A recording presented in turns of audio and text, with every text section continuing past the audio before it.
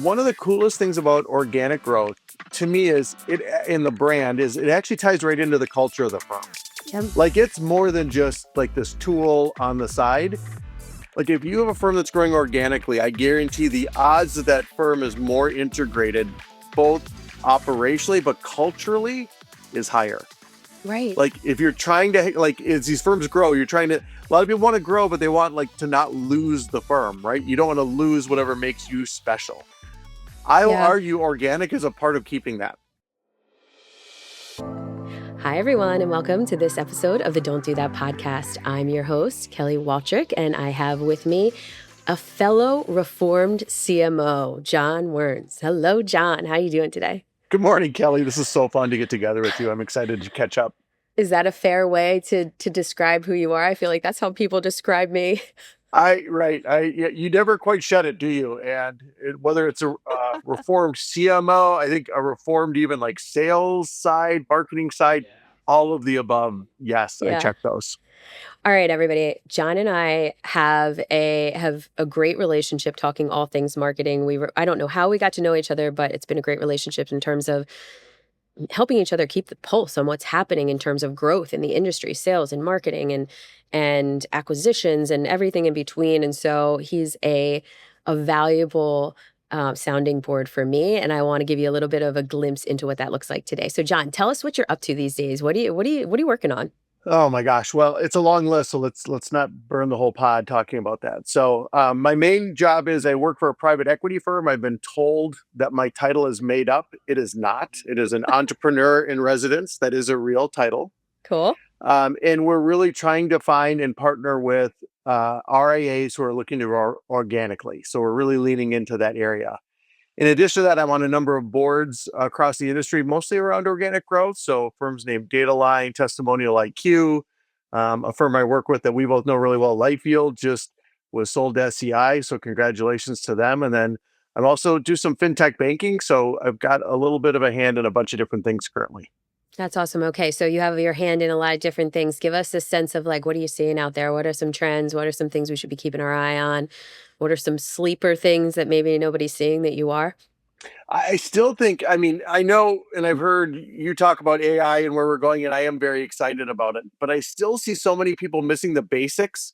Sometimes it's hard for me to jump into the advanced bucket where it's like people aren't even crossing those basic buckets. And what I mean by that, and it's something I know we've both talked about at conferences or there is people keep skipping foundational marketing and jumping into the advanced pool way before they're ready. And I do some of the board work is in that area. And so I see these people, they're like, I want leads now and I'm going to close a bunch of leads. And you're like, I do too. I do too. Trust me. We all do, right? We're Yes. ROI driven marketers, but you're not ready I, yet. So yeah. I know that's not a new one, but it's amazing how much it's like I still see it every day. Oh my gosh, you and I could talk about this all day. As a business, as an agency owner, like this is one of my biggest challenges because I know that, and I have to choose every day from between taking the business and not because of that reason, and that's really hard too. I had a client email me yesterday, and he's going to know who he is because he's probably listening to this. I love you, know that. But he sent an email and he said, "Hey, I'm really worried about the price of our leads going from X to X. What can we do?" And I'm like, invest in your brand.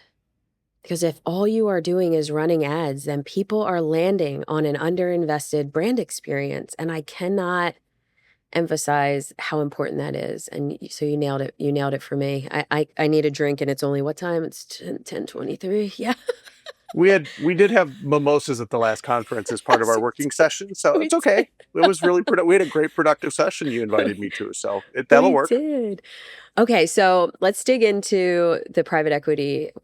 So you're looking for firms that are looking to grow inorganically. So tell us about or organically, you said. Organically. Organically. Okay, Yep. so tell us some signs that you see from the types of firms that you are trying to bring on that indicate that type of growth mindset. A lot of them have tried tests and failed. And that's not a bad thing, right? That Yeah. they are starting to put the toe in the water and learning, oh, I don't have the conversion funnel figured out, or oh, I don't have my drip campaign figured out, or my technology figured whatever it is, that's great. but they're starting to either test. A lot of the firms also that are of interest maybe have one thing working, right? They Yeah. have one channel. So they're in SAN or WAS, or they have a digital YouTube that they're promoting and they're actually getting some leads from. Like they're doing something Something well, right. Yeah. something, but like usually it's one or two, and then the goal of partnering together is let's make that four, five, six, and how do we get Yes. that so we're well rounded. I love that. I think that's smart. So, as you're looking at firms, usually what's the channel they're getting right if they're getting something right? Because I don't have a good answer to that for the firms that I talk to. No, it's really distributed, right? So you'll see again the limited firms that are in San and Was continue to do well, and there's real value if those programs are a fit. So we'll definitely bump into firms there. There'll be firms that are doing some type of COI or referral marketing really well. And Mhm. again, usually they only have a relationship or two. They have a couple accounting firms, they have a couple relationships, but they're not really organizationally scaled in it. And so I see that. And then I'll see firms that are perhaps doing outbound marketing or promoting themselves really well. And so that's exciting to see, kind of like they're getting through that, like we talked about, foundational, and they're kind of ready to actually take leads. So you'll see those different, maybe three different buckets. Cool. Okay, so I feel like this might be better coming from you than coming from me since I am running the agency, but give our listeners sort of a sense of what they should be expecting to spend, maybe at the foundational level and then at the amped up level when you are layering in some of the lead generation components. And I know that the ranges are wild, but just give people like a ballpark. I've heard you do this before, so I think it would be helpful here. I mean, and I don't ever want to undersell it, because this is where you're always investing in all the different buckets, the foundational bucket, the lead, like it's not like Yeah, you really check one off and then you like move to the next. Like you don't just put it away right. and come out there. Yeah, I've done it both as some people are as like, well, what percentage of revenue should I be spending? And I'm like, well, I mean, is your firm 10 million in revenue or 100 million? I mean, that's such a wild answer to me Varies. because it's Yeah. very, to your point. But I mean, people need to be spending 50 to 100,000 minimum to really, if they're from scratch, right? Minimum. Obviously, Minimum. right? Yep. Minimum to get that foundation in place. And it's often much more. And a lot of that work isn't just the hard cost, it's actually doing it, right? It's taking that work and making it so your wonderful person at the front desk says it that way, and the person in Right. your little call center says it that way, and the person in Topeka says it that way. Like that's, part of it is the hard cost, but a lot of it is the effort to run it through and be like, okay, I actually think we're 80% tight on this thing. Like we've got this. Yeah, and you and I have talked a lot about, like, it really depends on goals. Like, I have foundational, to your point, is not a percentage of revenue in most cases. Foundational, a starting point is like, okay, what are the goals that you're trying to accomplish as part of that? Do you want to walk away, like you said, with everybody singing from the same playbook? Do you want to walk away with your baseline channels really up and running and operational? Like, what does that mean? What does that mean to you, and what does success look like, and what are your goals? Because we have, I'm sure you can imagine, I have firms come into Intentionally every day with some pretty wild goals for the budgets they set forth. And I'm, me, I'm pretty uh straightforward when it comes to what's possible with the budget. And I'm not trying to make a buck at Intentionally. I'm trying to be real with firms about like what the work that it takes to get these things done. So I appreciate that. I think everybody needs a little bit of a wake up call in terms of what it actually takes to get this stuff done. Mhm. And don't underestimate the soft cost, or the soft costs, right? The costs Right. of actually doing the work. It's not something where Yeah. you're like, here's a check, thanks. Like Yeah. that's not going to yield a good outcome. And especially as you get into actually promoting the firm, right? So you need some help from the firm on voice and personality and those things that aren't AI, right? Right. That are the heart and soul of what they do. And so they really need to lean in. So it's so funny you say that. I have a clause in the Intentionally contract that says like what we expect from you. And it's very basic things. It's like you need to show up for meetings, you need to answer our questions, you need to have someone available to us. And I've had multiple firms try to take that out. And that is an immediate sign to me that those are not firms that we want to be working with. Like if you can't agree that you're going to be available to support your marketing efforts, then this is a failure from the start. I always think that kind of, I mean, it does kind of stink to get that far along in the process and they're about to sign an agreement and they're like, hey, can you take out the part where we have to be involved? I I know. It's so great. I mean, it's so big, and I've been so lucky that in the roles my reform CMO life, I was very much an empowered CMO, if that makes sense, in meaning I was given a lot of rope Yep. and a lot of ability to do stuff. But I see, you run a lot of people heading marketing where it's like they're at the whim of the CEO and he or she may not feel like it today. And Yeah. that's a rough spot to be. Yeah. The other one is when you have the mega brand and CEO who has some level of notoriety, those people can also be hard to work with. So I was very Yeah. lucky. I worked with a very much a group in my career that people were all leaning in, and I wasn't fighting that fight, but I see lots of people fighting that fight for Battling that. attention. Yeah. It's interesting. I just had Eric Clark on as a guest. I thanked him on the podcast for that very thing. Like realizing now after starting intentionally how lucky I was to be as empowered as I was and autonomous. And that is a rare find.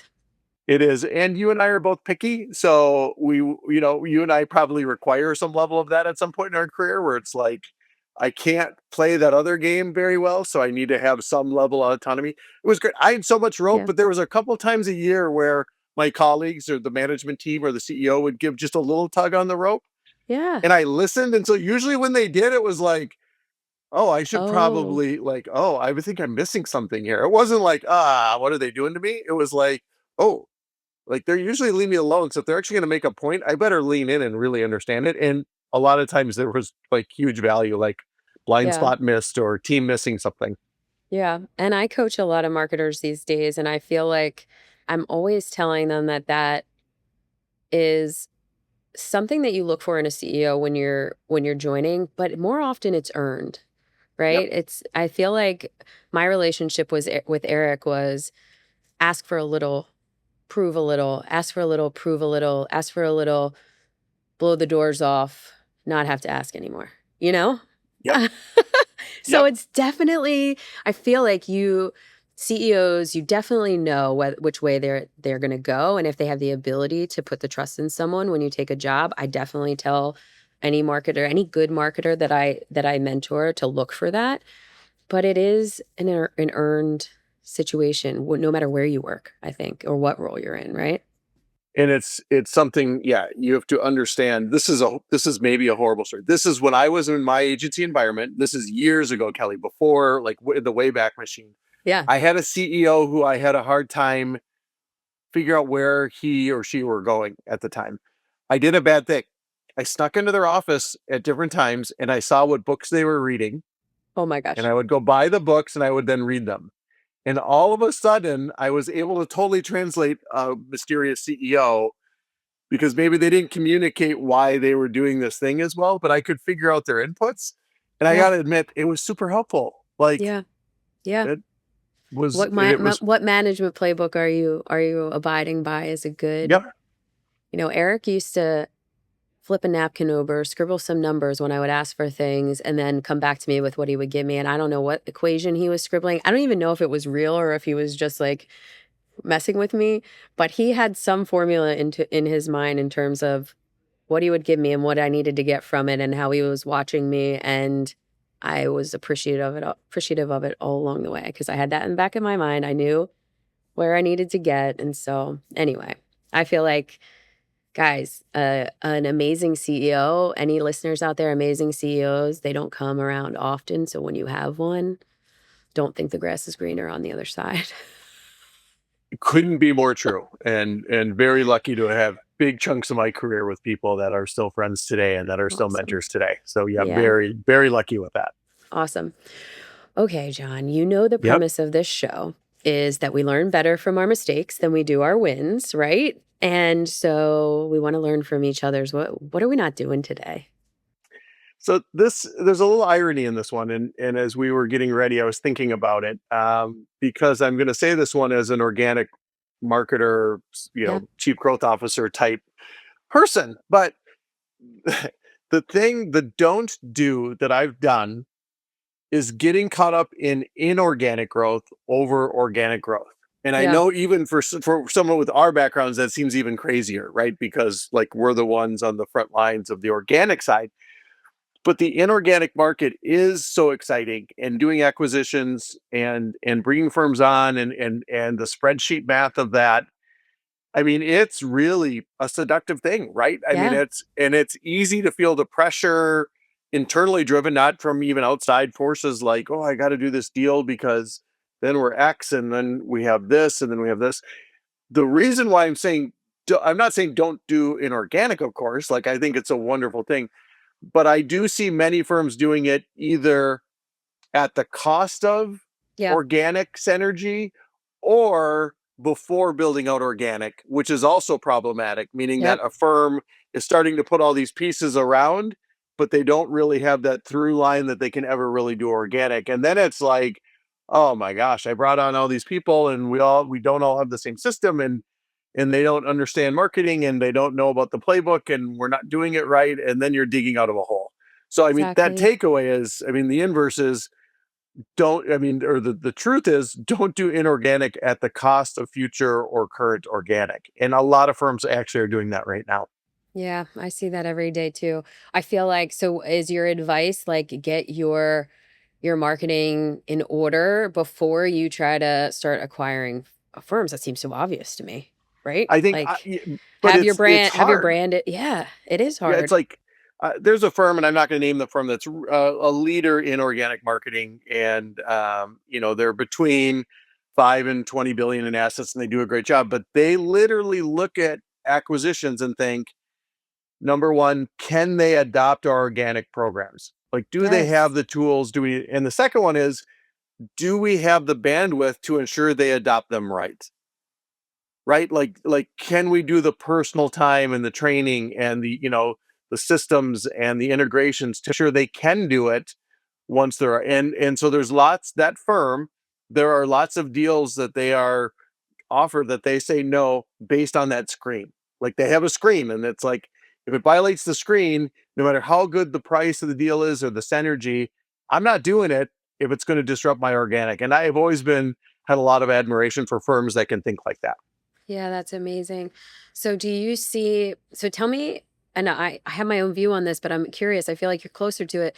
Do you see the inorganic and the organic sides talking inside businesses, or do you see them separate with separate budgets? Like, what do you see? How is that working and how should it work? It's usually, and I think to the point of the recommendation, separate.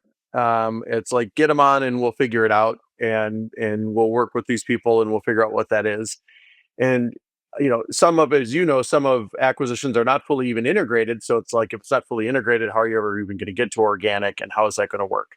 Right. Um, I was in a position in my career which was helpful but still a little imperfect, which was as the leader of organic, I had the ability to veto certain acquisitions.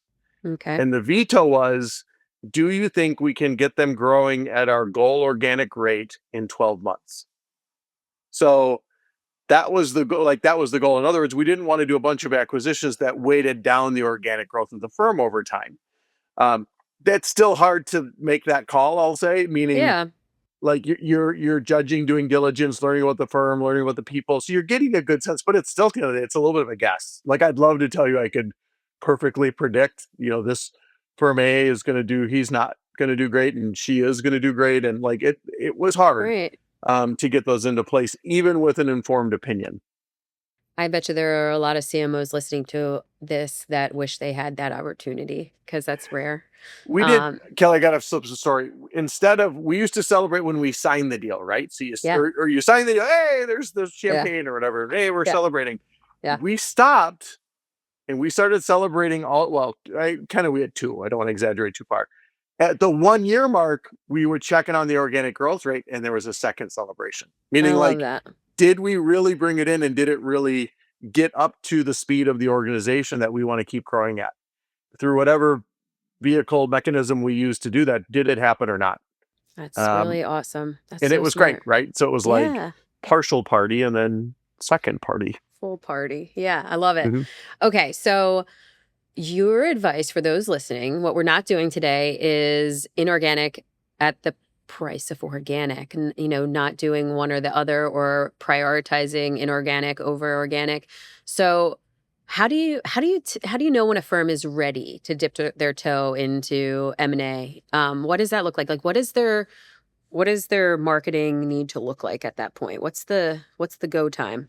I think that, for me, it's that it's a defined playbook, that there is like this, we have this brand, Yeah. and, to our foundational point, we have this ways that we promote our firm. And then even perhaps maybe we have these channels we use to bring in new clients, and that those specific areas are defined, whether it's written down and that there's a plan. And then when you're then doing an acquisition, that is part of the integration plan. Now Right. I understand months 1 through 3 might be just getting, accounting over and getting right. So I understand, like there's Yeah. there's like the business operating, but if you don't have an integration plan that takes into account your organic growth goals over the first 6 months, 12 months, 18 months, then you shouldn't be doing the deal, would be my argument. That you Yeah. should be waiting until you have the ability to have that integration plan, even if you have to wait 3 months to start it, and you're ready to go to help that firm, the acquired firm, operate and market like you do. Right.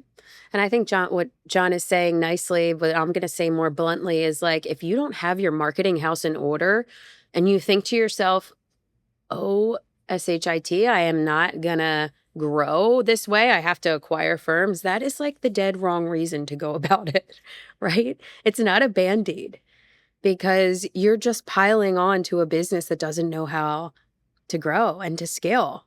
And that is such a recipe for disaster. Um, and unfortunately we see that every day. So And it's and if you want interesting. to go deep, Kelly, this is our deep, and I know you and I both believe this. One of the coolest things about organic growth to me is it in the brand is it actually ties right into the culture of the firm. Yep. Like it's more than just like this tool on the side. Like if you have a firm that's growing organically, I guarantee the odds that that firm is more integrated, both operationally but culturally, is higher. Right. Like if you're trying to like as these firms grow, you're trying to a lot of people want to grow, but they want like to not lose the firm, right? You don't want to lose whatever makes you special. I will Yeah. argue organic is a part of keeping that. I And it totally just has agree with it you. has a way of that brand and the way the leads go and the connectivity. There's something there that makes it more one firm than a bunch of acquired firms spread out. I agree with you so much. So we have a little bit of a niche in recruitment marketing and intentionally. I think I told you this.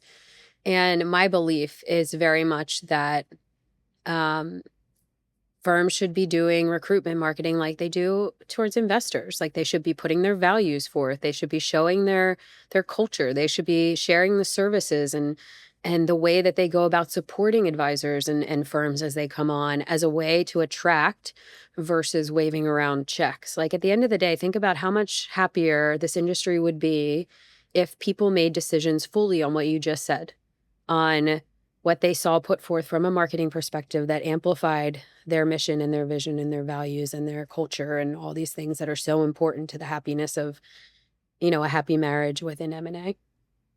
Uh, I mean, I want to cry. It makes me. I'm such a strong believer in that. Like Me it too. is like in saving firms that pain Yep. of the opposite of that. Just not digging that hole even deeper, so that one day you have to figure it out, and you're like, oh boy, I have this big not growing organization. Like that's and you do see firms slipping into that. Yeah, for sure. I feel like I lived a thousand lives, and when it comes to M&A, now listen, I was in a fintech, in multiple fintechs, and not in RAA, so it looks a little bit different. But I've seen it done well, and I've seen it done really poorly. And it's like life ruining on one side of it. You're either building a firm for the ages or you are ruining lives and careers. And that sounds dramatic, but it is real.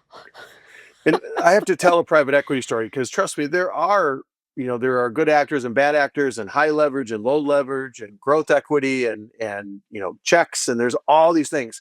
Yeah. But if I go back to the Great Recession, I worked at Wealth Enhancement Group. We were a small firm, 2 billion. Recession hits. By the way, I took that job about a few months before. I thought this might be the worst career choice ever made by any human being, by me. The private equity firm came in, and we're panicked, like, is there a market tomorrow? Like our client, like what, like, do we have a business? What's happening? We were in that same panic, and private equity firm came in and said, hey, okay, here's the deal. um this thing will end at some point. We have enough money for at least 2 years. Everyone's keeping their job, and our belief is you can't take care of clients unless you're also secure, like as much as that Awesome. is. So let's lean in. We are going to cut some investment spending, of course, but every single person has a job. Go call all your clients, do great work. And by the way, we're actually going to keep the marketing budget because we're going to take market share. And that's when I knew, I'm like, oh my gosh, I'm so lucky to be at the place I'm at with Best decision. thinking like this, right? Where I was like, an hour before I was like, I probably don't have a job like this. I'm going Yep. to go back to my old job. So, I mean, and it propelled growth, right? Great client service, leaning in, everyone feeling, as safe as you could Yeah, professionally in a right. tough time, but then still marketing, and rates were cheap. No one else was marketing. It was phenomenal, phenomenal, right? And so those are those stories you hear where it's like, if you get in the right groups, whether it's, a private equity firm or a larger entity, there are those stories out there and they're amazing. And you just Yeah. don't hear them enough. Yeah, I love that. Oh my gosh. I feel like marketers, I tell all the marketers I talk to, you need to have a checklist of things that you're looking for in a firm. Anytime you go in blindly, it's like you are bound to end up in a situation you do not want to be in. So be ready, have your checklist, have your boundaries, what you're willing to bend on, what you are not. And situations like that make me realize, it's so true. You need to look for the right environments and the right partners. Okay.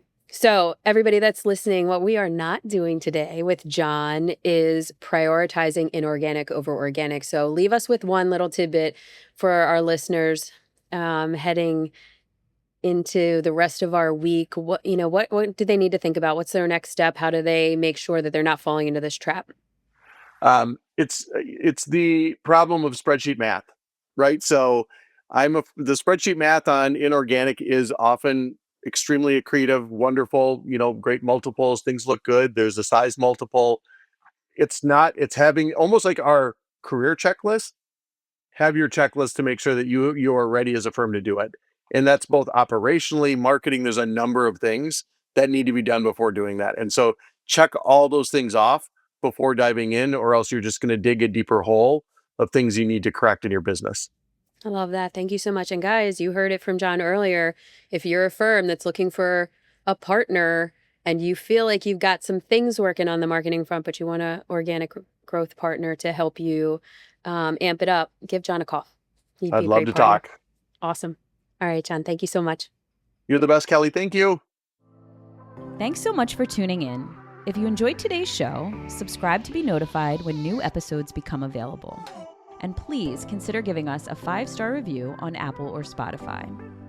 This podcast is sponsored by Intentionally, a financial services growth engine design consultancy and agency. If you want to learn more, please email me at kelly@growintentionally.com. Thank you again for listening, and check back to hear what we're not doing next. The information covered and posted represents the views and opinions of the guest and does not necessarily represent the views or opinions of Kelly Waltrich.